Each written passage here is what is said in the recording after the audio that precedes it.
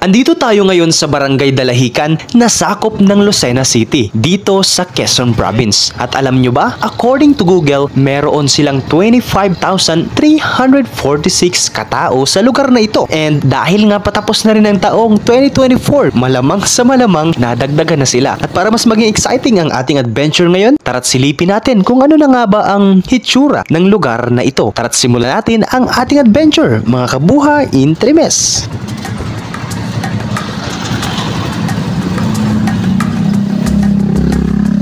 Gaya ng inyong napapanood mga kabuha in Trimes, yan ang isa sa kanilang mode of transportation sa lugar na ito na kung tawagin ay padyak. Tara't alamin pa natin kung ano pang mga impormasyon na makukuha natin about sa kanilang transportasyon.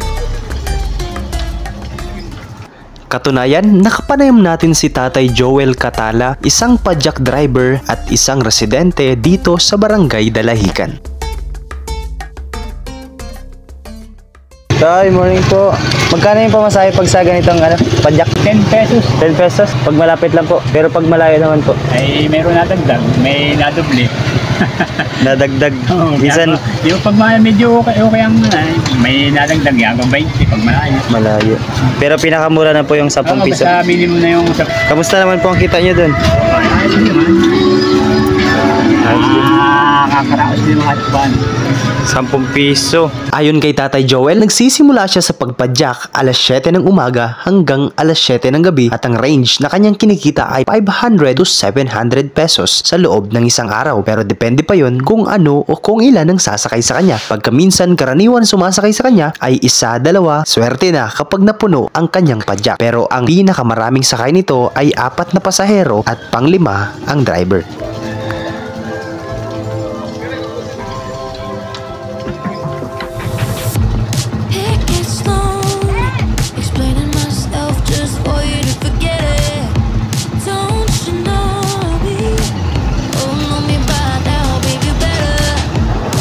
Nakagutom naman.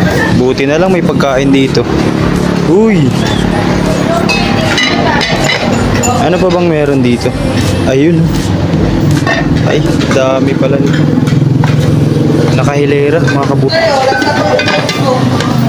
Tay, may kayo? May libre kayong sabaw? Isang balde nga po. Aba, ayaw ko yung may isang balde.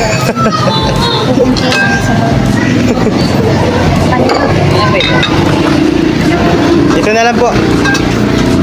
Alat ba? Kain po.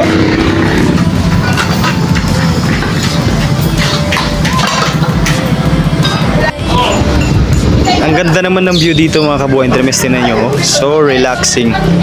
Yan o, fish pond. May fish pond dito sa tabi. Habang kumakain ka, may enjoy mo yung ganda ng tanawin dito sa fish pond.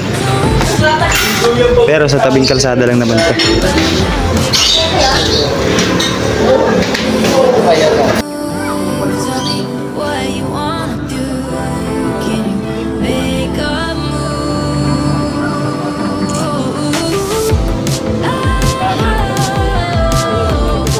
Yung feeling na gutom ka na tapos ganito kaganda ang view, di ba ang sarap kumain? Siya nga pala, salamat sa inyong suporta at sa pagsama sa ating adventure, mga kabuha in Trimes.